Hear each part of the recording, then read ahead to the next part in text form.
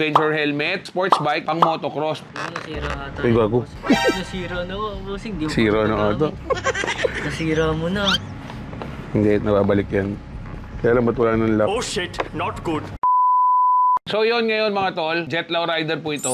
Meron tayong i-review na helmet. Ito yung gagamitin ko sa FJ Mountain Cross sa February 9 to 11 yan. So, ito na siya. Nabili ko siya kay Sec Helmet. So, ilabas na natin. So, yon guys. Si Aero guys, 1997 siya nilabas. So, made in Italy to. So, magandang klase to guys. Actually, medyo mahal din siya. Pero sa ibang bansa, lalo na sa motocross, isa to sa pinaka number 1 sa pagdating sa motocross, sa enduro. Yan ang talagang number 1 na helmet na sinusuot nila. So, yan. I-unbox natin ngayon to. Tapos, bibigyan na rin natin ng konting feedback. I-compare natin sa gamit kong helmet before. So, yan. So, labas muna natin lahat ng nasa box. So, yun, start tayo sa helmet, guys. Yun, oh, grabe naman. Sobrang gaan naman nito. Sobrang gaan. Na-fit ko na to, nasukat ko na to, pero syempre gusto ko kayo bigyan ng review kung anong pinagkaiba nito sa mga ibang helmet. Yun, oh. Tingnan nyo na may itsura, guys, oh. Diba? Sobrang social, di ba? So yon, ang timbang nito guys kung nagtataka kayo kung gaano ka bigat or sinasabi ko sobrang gaan, ang timbang nito is 1.5 kilos lang. 1,500 lang na grams. So sobrang gaan niya guys para sa adventure helmet. So ito yung isang aray ko na adventure helmet. Then ito yung Tour Cross 3. Ang timbang nito guys is around 1.6 kilos. So mas mabigat pa to ng 100 grams. So sa Shoei nyo naman ikukumpara na sa mga 1.7 kilos o 1.8. Tapos lalagyan natin yung chart dito. Tsaka yung dati kong helmet na Climb Krios Pro na tagpo 45,000. Adventure helmet yan. Yun ang halos katimbang nito. 1.5 kilo to. Pagka-carbon nito nasa 1.3 lang. Halos pareho ang timbang nito sa Climb na helmet. So, pero syempre, ang presyo nito guys, sabihin na natin yung presyo nito, ito is 17,900 lang. May less pa yan kay Sec. Syempre, compare nyo sa Aray na around 30 to 35,000, sa Climb Krios Pro na around 40 to 45,000. So, malayong malayo. So kaya napili ko to guys, tong Aero na helmet na to. Kasi nga, sa ibang bansa, ito yung number 1 na helmet pagdating sa motocross at enduro. So, isa pa, sa lahat ng helmet na adventure helmet, parang dalawa lang yung alam ko na merong ganito.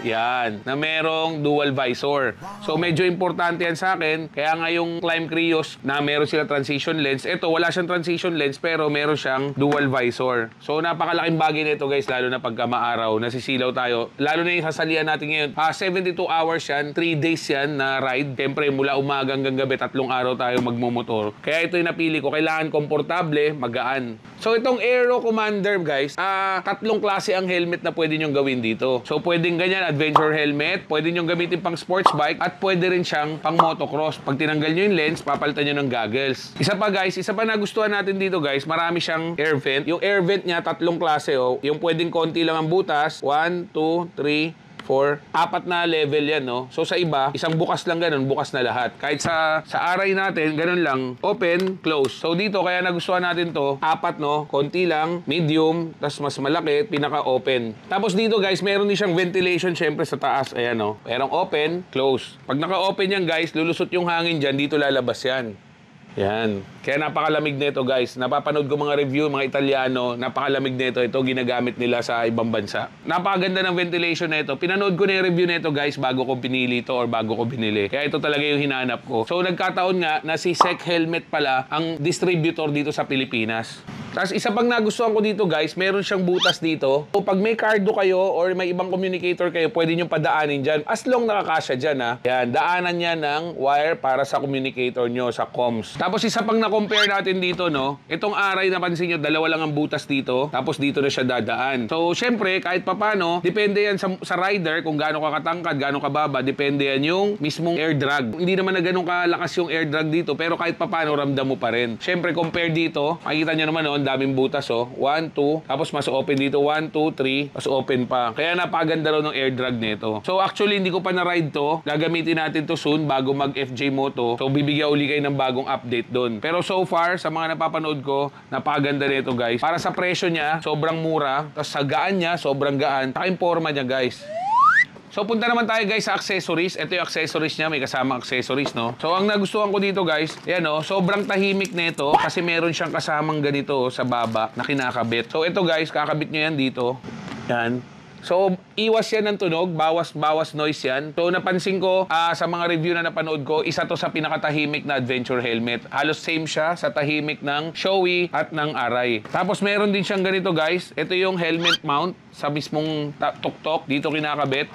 So, pag ginawa nyong pang motocross to guys, goggles na lang. Pag tinanggal nyo to, ito na ipapalit nyo na cover dito.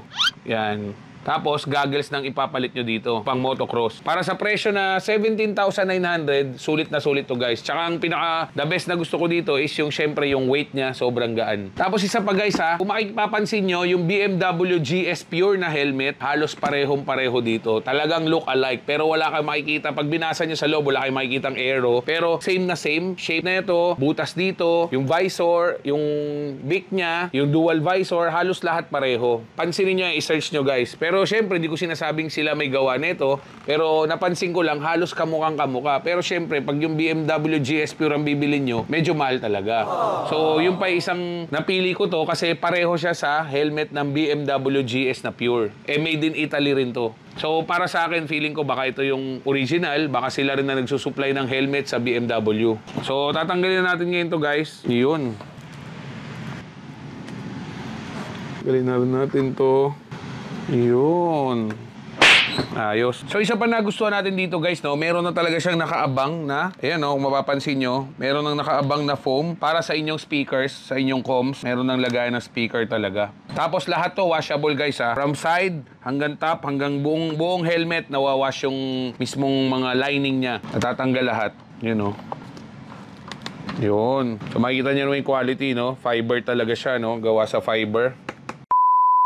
Nasira ata. Ay, gago. Nasira na ako, bossing. Di mo Sira pa na ata. Nasira mo na. Hindi, nababalik yan. Kaya lang ba't wala nang lock? Oh shit, not good. Baka na ano yan, pag Kaya pag nalock mo yun. Oo, niloloko lang kita. Ay, alam ko nasira mo na, bossing. Di mo pa nagagamit yan, no? May endurance pa kayo.